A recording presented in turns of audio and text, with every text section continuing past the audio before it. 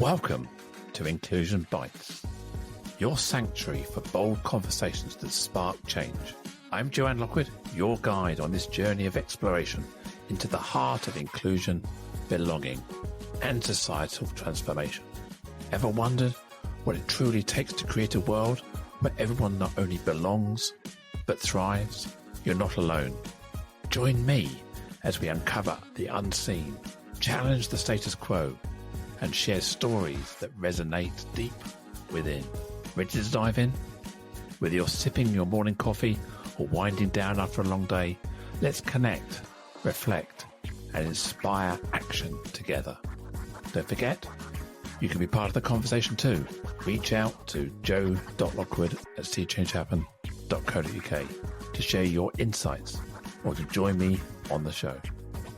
So adjust your earbuds and settle in. It's time to ignite the spark of inclusion with Inclusion Bites. And today is episode 199 with the title Resilience Through Reinvention. And I have the absolute honor and privilege to welcome Bobby Barrington. Bobby is a wisdom speaker and coach who champions personal reinvention, emotional intelligence, and building inclusive spaces where authenticity thrives. When I asked Bobby to describe her superpower, she said that is transformation through truth. She is able to turn fear into fuel and pain into power. Hello, Bobby. Welcome to the show. Hey, Joanne. What a delight to meet you again. It's a year since we met in London. We did. We had lunch at the Union Jack Club just by Waterloo Station. And it was fascinating to meet you because you were on a bit of a tour of the UK to sort out some legacy legal and asset realisation, I believe, at the time. And you were there for a month or so. I had a house to sell in the UK, which was subsequently done. But I was also, I met you through the PSA in London, the Professional Speakers Association, as a speaker myself, and I'd been in France and I went to the French version of the PSA. I'd also been to the Olympics and was traveling alone through Europe, through the UK, and having a wonderful time. It was just the best time, and I was so happy. Now I'm back in Australia. I'm on the Sunshine Coast in Queensland, in the Sunshine State, and in a thunderstorm. In a thunderstorm. Well, it is like 8:30 now p.m. Yeah. So you had sun during the day, and you got rain at night. Well, that's right. It's quite warm, 30 odd degrees here at the moment, and quite humid. So it's not for everyone, but I love it. Do you get real impressive fork lightning and big lightning bolts too? Well, I guess so. Last night they were like above the clouds, so I didn't really see that. But what I am seeing though is, and your listeners will love this, is a few snakes, bunch of cane toads. I saw a foot-long praying mantis the other day. Wow. It was a monster. That's like a sci-fi movie. They could eat your dog, couldn't it? It was just huge, so there are the odd insects here, but mostly it's pretty good. I've seen some videos on Facebook about praying mantises eating anything. They're quite formidable predators, aren't they? I wouldn't really know. I removed it to a safe place and let it carry on its life somewhere else. Okay, yeah. Yeah, you don't want to put your foot in its way or something. Yeah, it's not nibbling your toes off. No. So you're back in Oz. You're based in Brisbane now, and you're a speaker and a coach. So I'm an hour and a half north of Brisbane. I'm on the coast, and I'm a professional speaker, a motivational speaker. I'm a coach. I'm about to start creating events. Well, I've created a few small events this year, but mostly what lights me up is helping people to see new possibilities where previously they couldn't.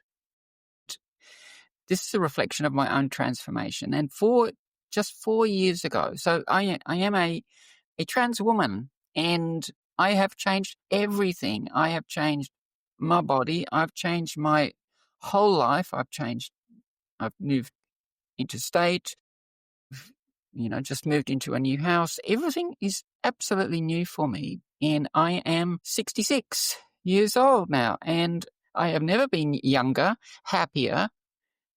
I'm working on getting fitter, having just started playing pickleball, which is a lot of fun. And now, as a single woman, I am divorced. I've lost my family. I've lost my marriage. I've lost dreams that I once had, but I am so free and so happy with who I have become and building trust in myself.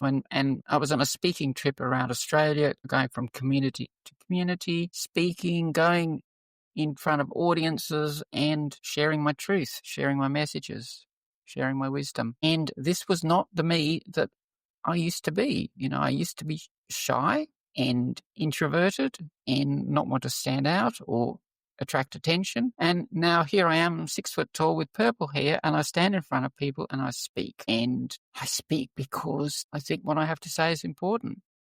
And I think that, my message isn't about gender, but my gender is part of the story, part of my story to my womanhood. And everybody has their own story. And one story is not better than another, just our stories. And this just happens to be mine. What choice have I got? To run with it. I'm a woman. So doing a bit of mathematics from what you just said, this all occurred 4 and a bit years ago. So that would have been 60, 61 years old. Yeah, give or take. 59, 60, yeah. Yeah, see, that must have been a lot of soul searching, a lot of thinking about this. That what was the moment you realised that this was necessary for you? So unlike others that I read about and people that I know who have children who have known when they were 2 or 5 or 11 or something like that, it wasn't me. It wasn't until I was like my late 40s that I just started feeling differently about myself and my body. But I didn't know any trans people. I hadn't met anyone until I was on the journey, and until I was really at the point of starting to, get proper medical attention. That was the first time I started meeting trans people. So it was not part of my life at all. It was something internal to me that happened gradually over a decade or so. And it was like little steps of feeling. But during that time, I didn't have any kind of sense that this was the reality that I would create. One of the things I speak about is creating your own destiny, creating your own reality. And there are many facets to that. Much of it is mental, and you like by creating your own reality through changing your beliefs and changing your attitudes and the way that you show up in the world. But part of it is actually the physical, creating the physical reality of myself. And I had no sense that this would be my reality. And there was a point, I think a point where it really started to become a possibility was when I saw a counsellor who parted a curtain for me and let me see a vision of who I could become. And I had this dream of a woman on the beach in a swimsuit, hair falling down her shoulders, just as a woman I was meant to be. But that was such a scary vision. That was like, oh my God, stepping out into public. And I remember I didn't want to be one of these women who looked like a man, and how when men have long hair and it's all messy and looks like a guy with long hair, and that was my vision. I don't want that either, and it's not that now, but there was a transformational week. There was one week when everything shifted. And it was the week that I saw the counsellor. I saw a psychiatrist. I got the sign off to hormones, and suddenly I could go into the women's section and have permission to shop in the women's section because I knew that was now my pathway. I didn't know what the path looked like, from the years from then on, But that was really a turning point. Were you still married at this point? I was. So that must have been a tricky time, having been through this myself. It was a Probably horrible tricky time's time. an understatement. It was a horrible time. It was the worst time, and not, the gender for me was, so I lived in the UK for a long time. I lived in London for like 25 years and came back to Australia in 2013, and everything fell to bits, and it was so difficult. The gender stuff was like an extra thing to cope with, like our marital relationships, the money situation, trying to be a good parent and caring for my children. And it was just such a difficult time and one of the hardest times of my life. And I didn't know how to tell my family about the gender side of things. And they were like the last people I told. I just didn't know how to say that until the end. And I left. And I moved interstate and I went and cared for my mum who had got dementia by then. And that was during COVID. So I spent a couple of years during COVID living in our family home and she was in care.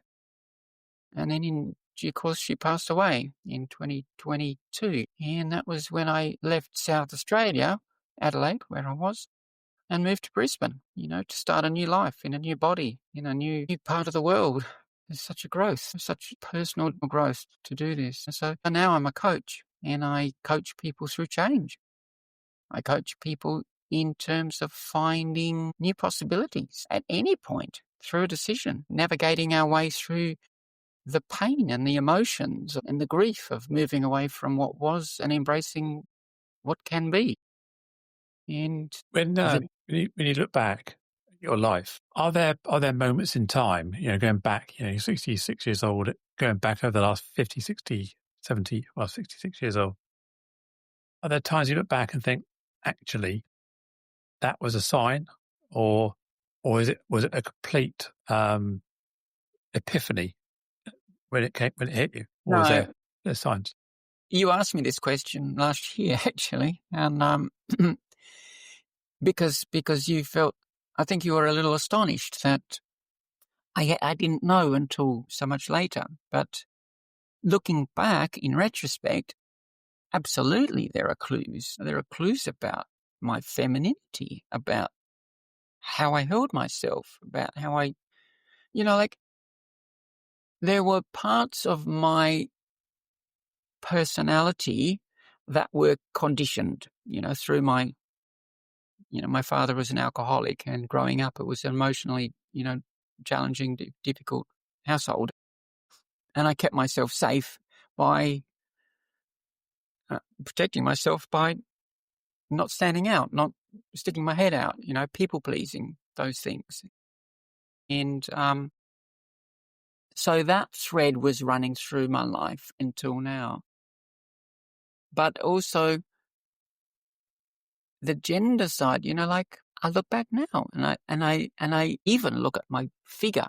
My figure has always been feminine, and in the past it was stuff that I got criticized for, like childbearing hips, I got that, like pinhead, pigeon chest. These are like slights that people had directed at me through my life, which now have become assets to me, because they create the physical, the feminine body that I have, and I remember when I was in the army in my early 20s, and we would go, I could go and buy second-hand jungle greens from the disposal stores. And I remember buying a pair that had been a woman's, and because the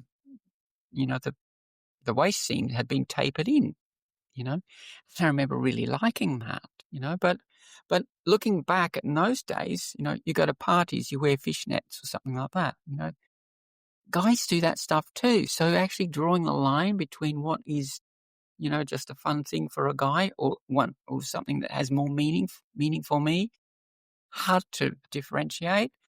But, just looking back at my life, I can see lots of clues, but I had no role models, no examples, and I just accepted who I was for, most of my life. What sort of things have positively surprised you in the last 6 years or even the last 6 months?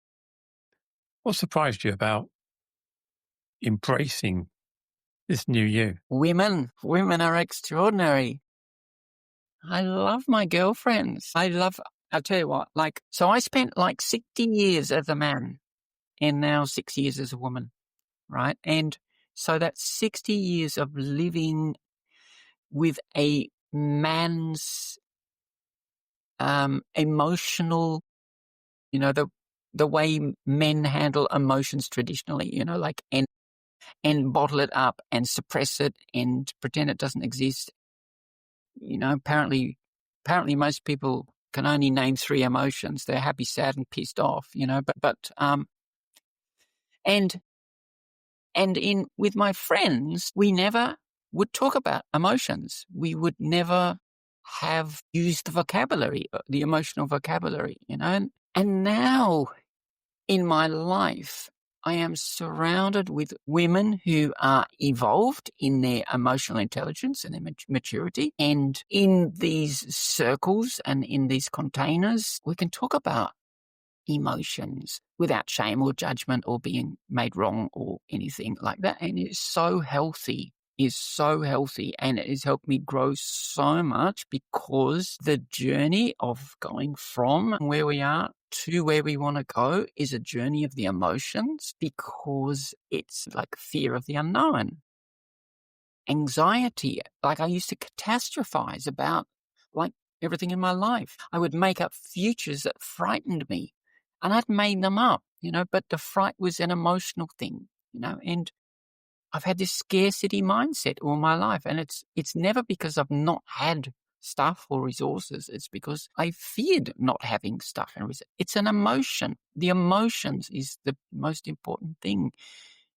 And the thing about my transition is that I have become a person who is emotionally intelligent, has personal power, has a capacity to respond rather than react, has so much strength, and it's not through transitioning, but it's transitioning gave me access to a world of women where we can talk about emotions. And in a time of gender violence, there's a lot of gender violence going on around the world, and in Australia it's a big problem also.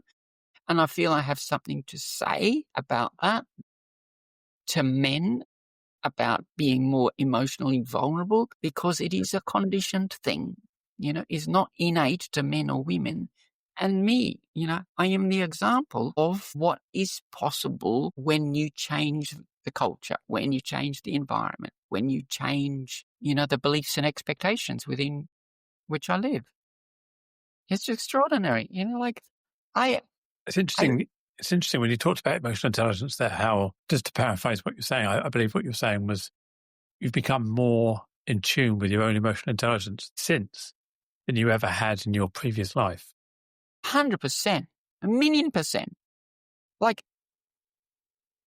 It's off the scale. I have grown so much, and it's not just because, it's also because as a coach, I've also been in this world. I have qualifications in NLP and, hypnotherapy and timeline therapy and things like that, so I've been immersed in this world of personal growth, and human design actually has been, quite interesting for me as well. But this me at 66 who is starting all over again. I lost a ton of money. I'm having to rent. I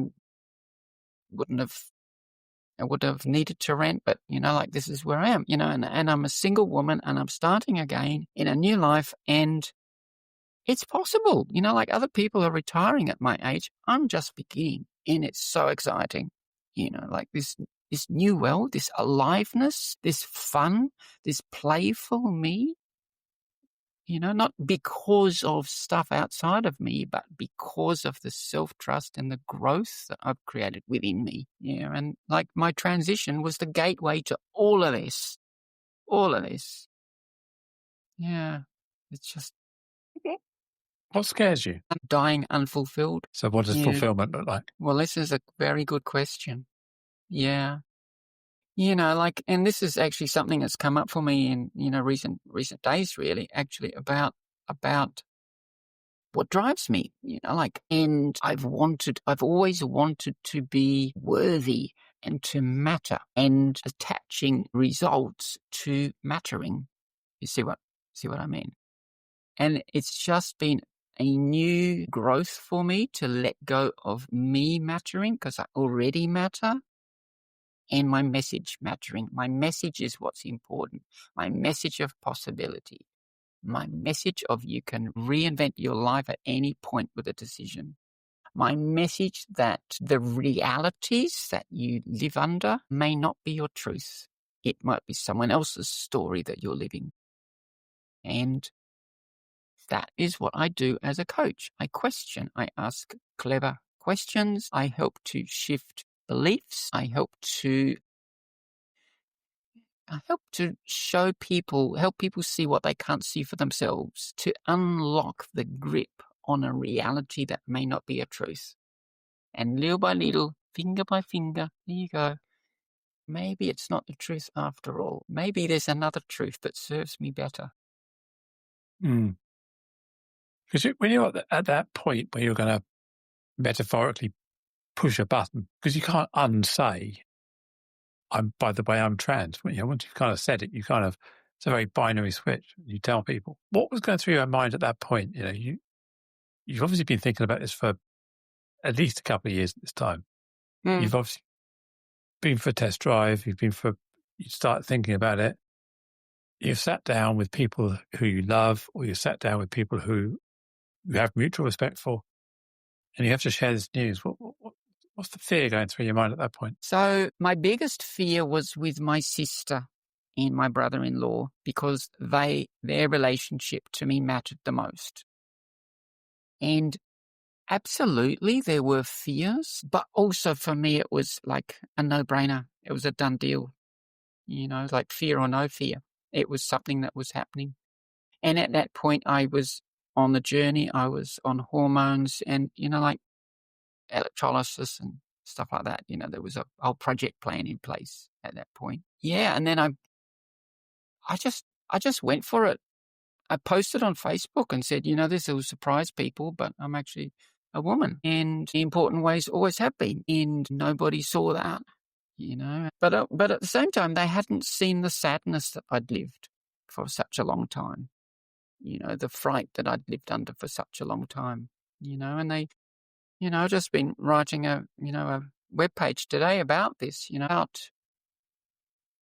about the living a life of less than, living a life of settling for not good enough, living a life of inauthenticity, and at what cost?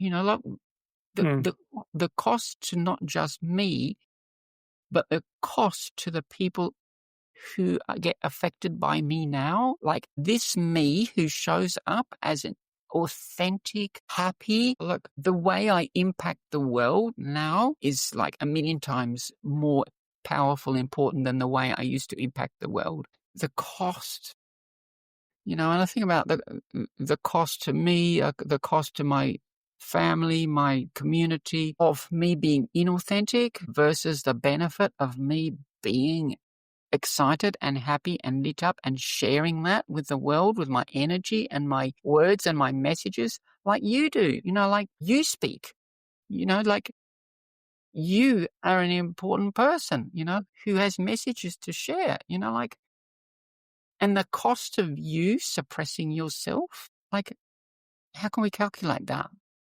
But it's not about gender. It's about everybody who settles for a version of themselves that is less than, that is mediocre, that is less than the fullest expression of who they are. I can't. So it's hardly anything more important than encouraging others, should they wish, to become the fullest version of who they're meant to be, for themselves, for their family, for their communities, for the world. I think I look back on my life and I was never unhappy. I was never, most people said I was living life to the full. I was certainly living, was it Kurt Cobain said, if you're not living life on the edge, you're taking up too much room. So I was definitely the life and soul of my world, but often the one that people used to frown at and tut at, because I was probably a bit too party-ish and a bit too outrageous and a bit too me. I thought I was Max. I think what happened when I gender transitioned, I recalibrated the ceiling. I realized there's actually 20% of me that I never knew. And I grew into that. So I've gone from having a great life to having a better life, or a better unconstrained life. And it's a lot of the traits I used to have, the outrageousness and the partying and all those sort of things, have fallen by the wayside. So I think what I was trying to do was I was in the search for something more, and I can never find it. And now transitioning was the thing that unlocked that attic room in my house of living. I said, look, you've got all this extra space. You don't need that stuff in the basement anymore. Amazing. On my website, I put opening minds, unlocking potential. And that's kind of what you're describing. But I also feel that is the reality for most people. I feel that there is so much potential to unlock, but it's constrained by limiting beliefs and judgment and other people's opinions and shame and stories, the stories and worldviews that we believe. And that's my job, just to shine light, open, unlock that hand a little bit, and I'm so delighted. I speak to so many, to hear you saying that. I speak to many women who are probably in their 50s, early 60s, who have discovered that they're ready for a second life. They've done family, their children are grown up, the career, they don't want to go back to that old job in a company somewhere, and they want to find their best life. So I think it's not just us as gender diverse trans people. It's, as you say, other people, women say, I don't want to just go back to being mum or this. My time is now. I am just releasing something through my website, or and if people want to DM me, then it's called How to Feel Alive Again, and it's a short course and a series of questions on feeling alive again. It's a guided process. So if people want to message me about that, then I can get the link over. Amazing. Feel alive. One of my highest values is aliveness. I love it in people, when their lights are on and lit up because they're excited, and life should be exciting, not a burden, not an ordeal. Yeah. Stuff that. We talked earlier, I don't know if we talked earlier in the green room or talked earlier when we were recording, but we talked about this box that we're living in, and society wants to constrain us by giving us labels and definitions. And the closer we get to the edges of those labels and definitions, people want to shut us back into the box. Stop that. You're not allowed to do that. You're not allowed to do that. You've got to be one of these in this box. Everybody feels that pressure at some point. You talked about this being embracing radical authenticity. That authenticity is realizing that box is a constraint. And it's not like you've got a puppy and you need to put yourself in a crate every night. This is the thing that's holding you back. It's knowing how to get out of that. Well, we can't see what we can't see. And this is why coaches are so important in our world. People who can shine lights on beliefs and behaviors and habits that you don't even notice that you're doing. And just because you are a coach doesn't mean you can see any better than anyone else. So my transformation, I tell you what really happened. I had transitioned, and I was in the process of transitioning in my gender, and it has been a journey. And I used to say that I'd had two transitions. One was my gender and one was my mindset, and that the gender was the easy one and it was all done and dusted. I've recently discovered that it's not been quite as cut and dried as that, because I've had a few self-acceptance issues come up to do with my new life vis-a-vis sex as a woman. This is a new pathway, a new discovery for me, and doubting myself as a trans woman vis-a-vis sex and inviting judgment and criticism, that was an edge for me. That was a big edge. And by and large, I have been surprised and happy with the response that I've had to that.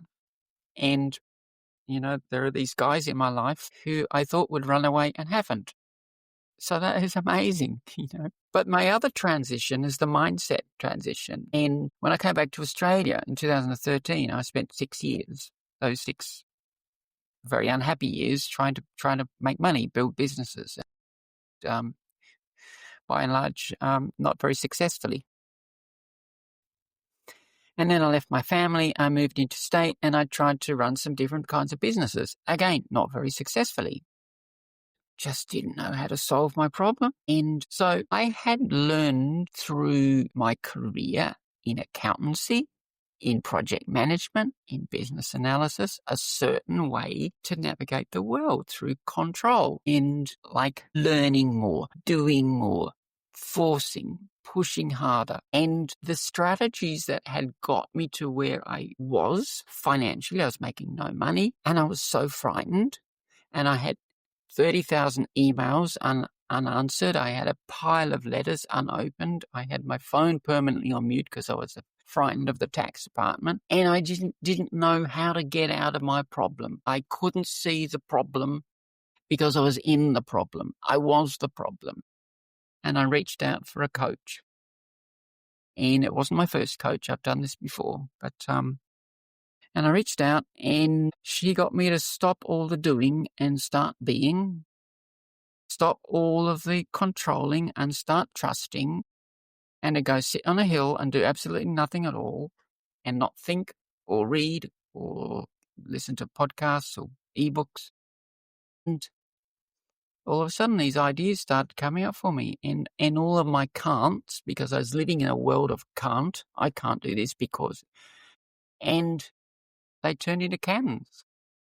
And she said, what lights you up out of all of these possibilities? And I said, I think I will have more of an impact with what I say than with what I do.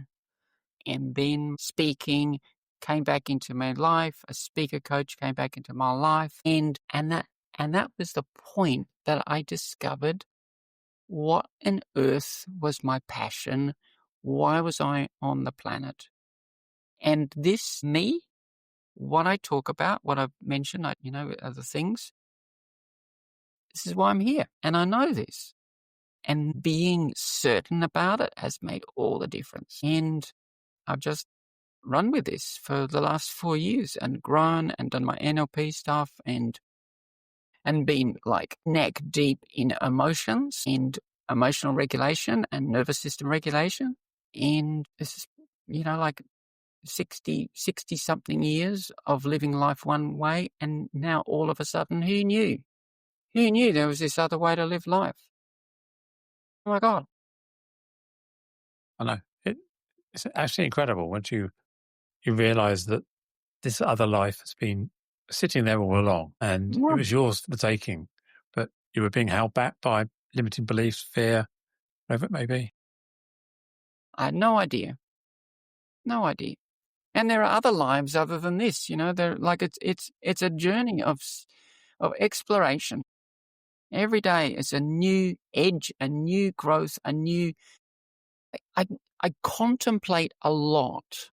And like, I don't know if any of your listeners know human design, but I have a gate, which is called gate 34, which is the gate of power.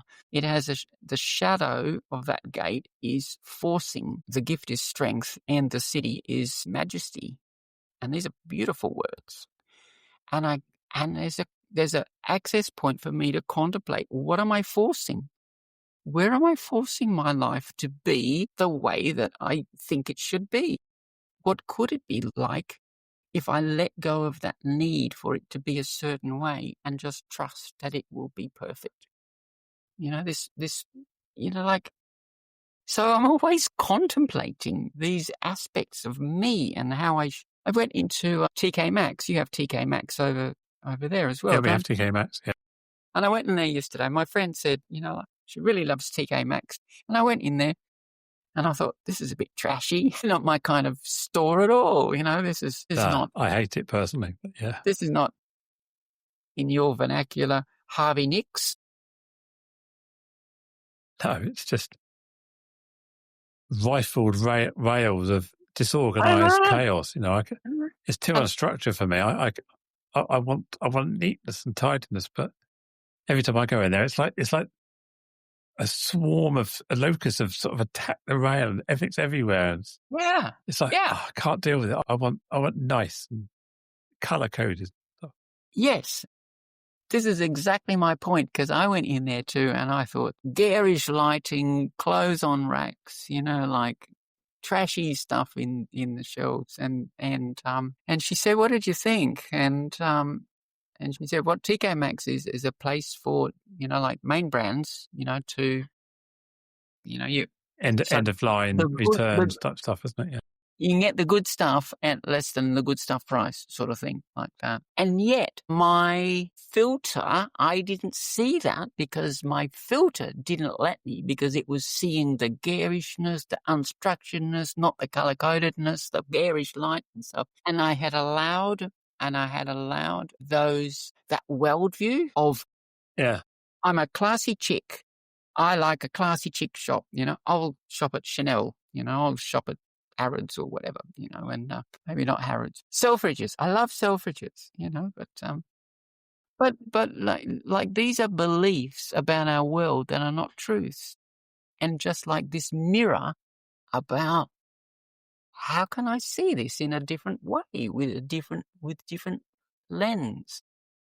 And I do this all the time, like, oh my God, how do I think that? Does that serve me to not see, the deal that's on offer because my filter prevents me from actually seeing it at all, Does that make sense? It's probably just the way your brain's tuned. Your brain likes, whilst it can live in chaos, it doesn't want chaos all the time. It needs a bit of order and structure.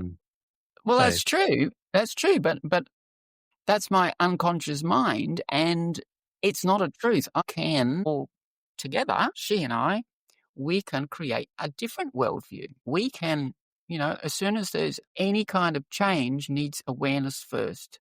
So that mirror, that awareness of how then I can question it, then I can change it, or not. I don't have to. But every friggin' aspect of my life, there's a question mark around it.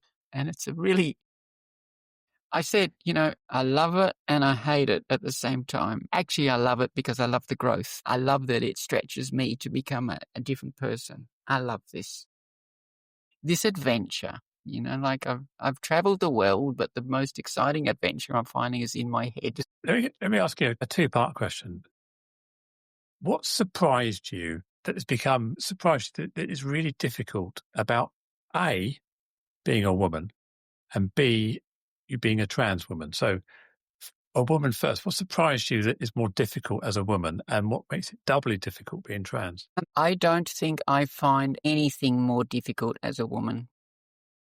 And I say that because I don't live or work in an environment where there is a gender bias, so I work for myself. I don't even find it when I speak with people. I've hardly had experiences of bias, so I went to things like weird things happen. Like I went to buy I had a bodyboard, and it needed a new string on it. And I went into the shop and it had a plug thing and it was too long and needed to be cut off. And the lady said, have you got someone at home who can do that for you?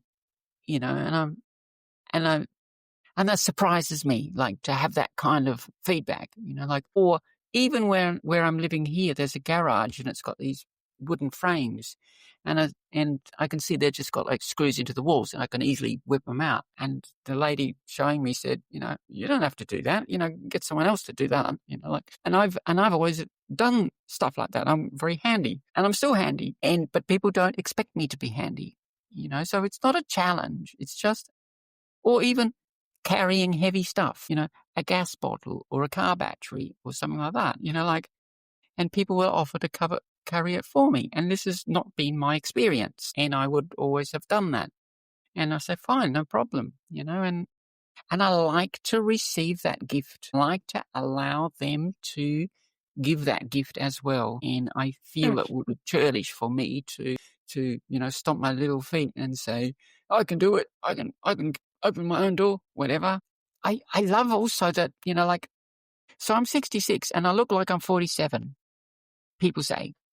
And until they see my behavior and they think I'm 20. But no, I dress.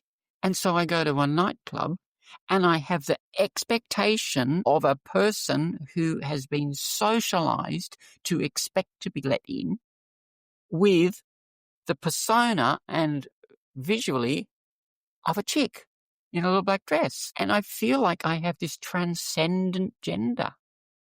I can kind of navigate both of these things.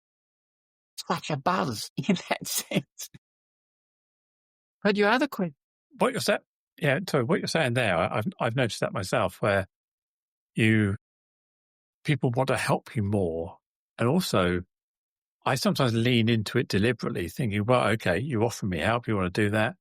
I'll go, oh, would you? Oh, that's lovely, thank you. I've been on the London Underground with my bag. I run a lot of training courses in London, waking this massive, great big bag. It weighs about 7 or 8 kilos. It's really heavy. Up and down the stairs in the Underground. I've had people come up to me and say, let me take that for you. I go, okay, thank you. Yeah. I get to the top and I say, really, really appreciate that. Thank you. I've had people carry a case up the stairs at the Union Jack Club where we met in London. There's quite steep stairs. Yeah. I lean into it now. I don't see it as a sign of weakness. I see it as a sign of, actually, I'm 60 years old myself. I'm no spring chicken. So if a young, fit person wants to carry my bag as an older person, that's fine. And as a woman, that's fine as well. And to be able to receive that it's not as common as we might think. Like when compliments. I have never had anything like as many compliments in my life as I have had as a woman. It's just like I walk out the door and people say, I love your hair, I love your dress, I love, something like that. Never as a man would I have had that kind of thing. 90% of those compliments are from women to women. And this is a joy. One of my speeches that I've not written yet, but I will, is about the hidden freedoms of being a woman. The freedoms that you don't know that you have because you're in it. You can't see it. And that is one of the freedoms. Freedom to be able to not have to do it all. Not have to know all the answers, to be allowed to let someone do something for you. Hold a door, carry your car battery or your gas bottle, or open the car door. These are, there's also other freedoms, like the freedom to touch without it necessarily meaning anything, and the freedom to walk down the street without people crossing to the other side because you're scary. So the freedom to be a safe person to be around. I love these freedoms, but they are not by and large visible to people. The freedom to be emotional, to cry. I think these are important freedoms, and they should not just be freedoms of women. They should be freedoms for everybody. But you asked me, Joanne, about the second part to that question was what bits are harder. And this is something that's really come up for me lately. And I put a post out about this, a few weeks ago that you may have seen on Facebook. And it's about always having that little question in my head, that little doubt about that worthiness, because I so want to be what I can't be. I so can't be a cis woman. I so can't have that same kind of anatomy, and I wish I did. I think it's a lot to do with anatomy, actually. But also I don't have 60 years of lived experience of of living as a woman, the ups and downs of it, the highs and lows, I just haven't, you know, I obviously never had the opportunity to have a child of my own or breastfeed or any of those things. They are not the things so much, but right now it's self-acceptance. I went to the doctor the other day and I had to have a blood test and I had a prostate test. And she said, how come you're having a prostate test? You're a woman. And I said, actually, I'm a trans woman. And I kind of resent having to say that. I kind of resent having to out myself and explain myself and, the fingerprints of my life that still sit over me. And I find it embarrassing, when I have to go there. And I have to go there from time to time. And I don't like it, and I'm really fortunate that I can be in women's spaces naked in a room full of like a temple of women. And I'm a chick and you can't tell with me. And I am so delighted by that. But there's still this little question in my head, am I fully accepted? Am I good enough? Do I pass the test? What do people think of me? Yeah. The imposter syndrome. When am I going to get discovered and cast out? Yeah, and it's never happened. All of the evidence has been quite the opposite. The evidence has been of beautiful acceptance. Beautiful. Like the women in my world, they know that I'm trans, and I swear that they forget most of the time. And when I talk about my ex, people say, "Oh, like your husband," and it's just like she's a chick, ex's husband, and it's like so affirming. And even my voice, like I listen to my voice as a recording, and I feel I hear my old gender in it. Other people never say anything about that. Even when I talk on the phone, they know there's a woman on the phone. And so it's me. It's nothing to do with anyone outside of me. It's all internal. It's all me and my self-belief. Yeah, I definitely went through phases over the last 10, 11, 12 years since I transitioned where you're judging yourself more critically than anybody else would ever. I think I don't know when or exactly the timescale. What happened was one day maybe I stepped over a line and I stopped caring or stopped being hyper aware or stopped worrying about what I look like, what I sound like, whatever. So I realized that everybody's looking at everybody and everyone's judging each other, and most people actually care more about themselves than they do about anybody else.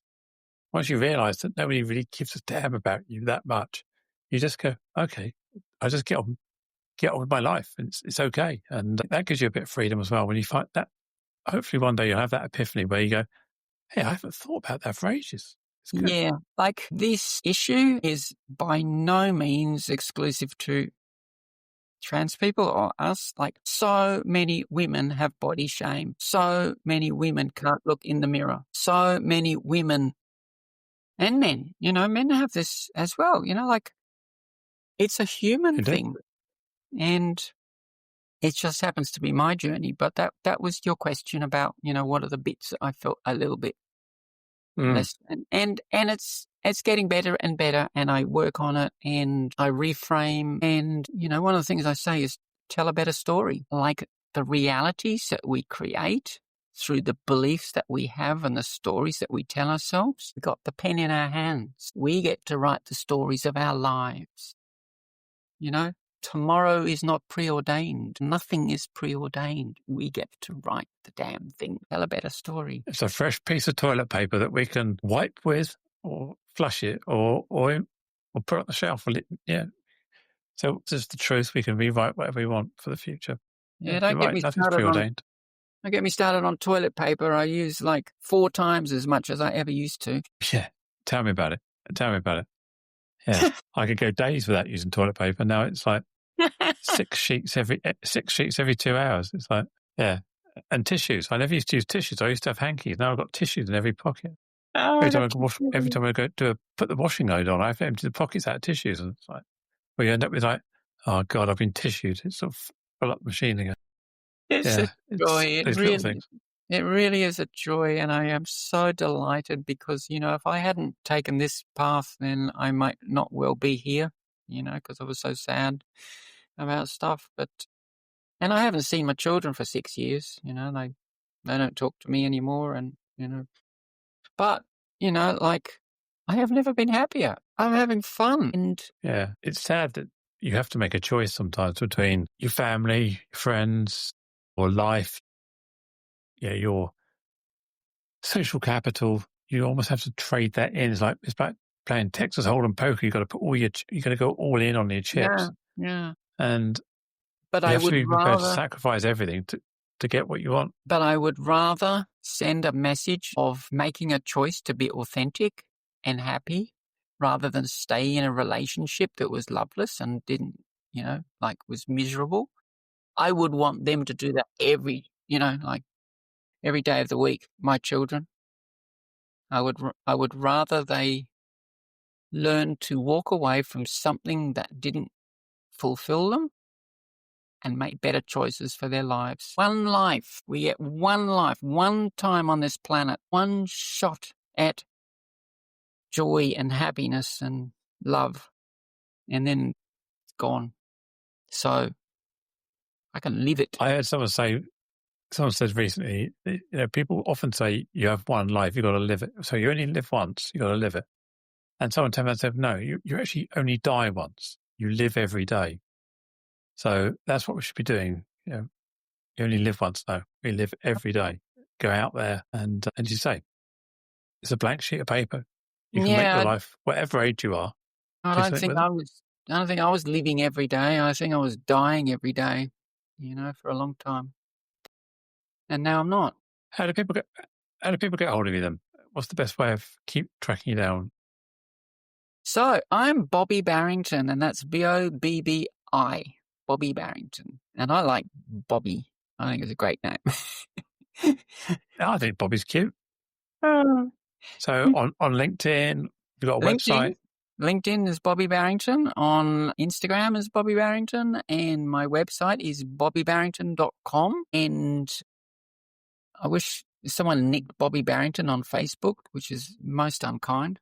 But it's Bobby Girl 1, which I have there. But I'm sure if you search for Bobby Barrington, you'll find me. And flick me the message, and I'll get that how to feel alive again thing over to you. I'm just looking at the show notes. Just pick out a couple of quotes in there. You said, "I don't want anyone else to live a life that isn't truly theirs." And then, my why is simple. Because nobody should have to live a life that isn't their truth. That's very powerful. But we do because that life is familiar. That life feels safe. That life we've created to protect ourselves, and it serves. And even though we might hate it, we are addicted to it and we love it. And this is what the coaching is about, is helping bridge a life from where someone is to where they want to go, and holding their hands through those steps. You can't see the steps. You don't know the way. You can't see what you can't see. But this is me. I hold your hand. I walk with you. And we do epic shit together. Boom. And on that note, Bobby, it's been absolutely fantastic having a chat with you. I love these podcasts because it means I get to have a chat with some fantastic people, you included.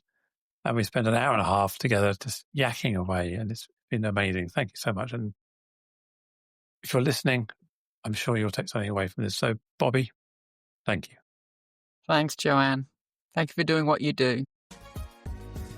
As we bring this conversation to a close, I want to express my deepest gratitude to you, our listener, for lending your ear and heart to the cause of inclusion.